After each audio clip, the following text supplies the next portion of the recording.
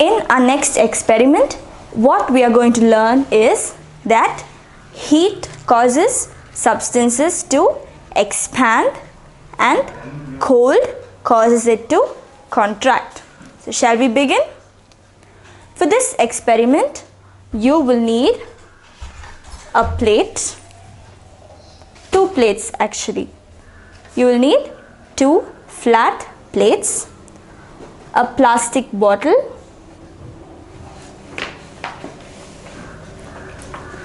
and you will need hot water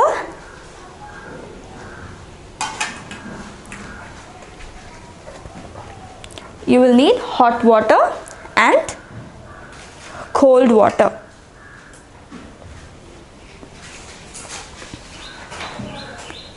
You will also need a balloon. So shall we begin? I will first begin by taking the two plates and pouring hot water in one plate and cold water in the other. Be very careful when handling the hot water.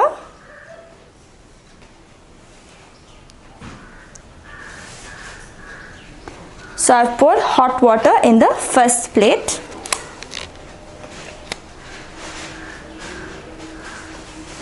And cold water in the second. The next step is to take your balloon and put the mouth of the balloon over the mouth of the bottle.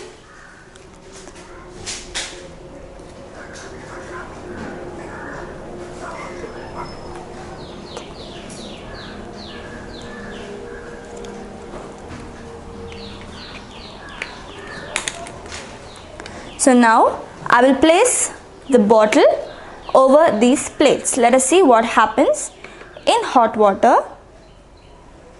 Can you see the bubbles there?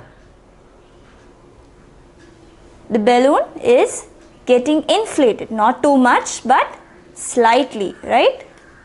Can you see it rising? So, do you see the air trapped inside? Why does this happen?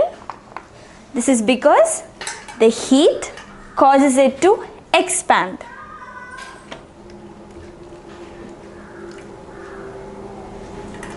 Can you see how it is slowly getting inflated? Now for the second part, I am placing the same bottle in cold water.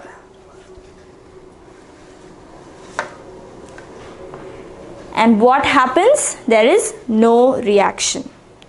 So there is no movement, there is no air trapped, it is empty.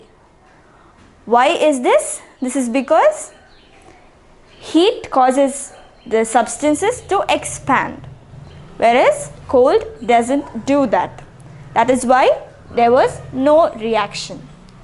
However, when you place it in the hot water,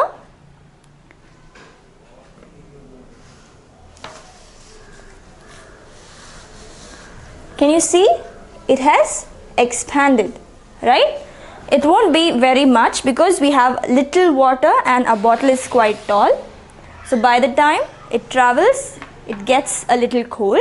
That is why we see a very little air trapped inside.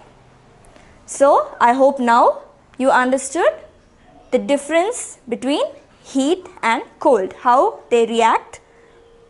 So heat causes the air molecules to expand and cold causes it to contract.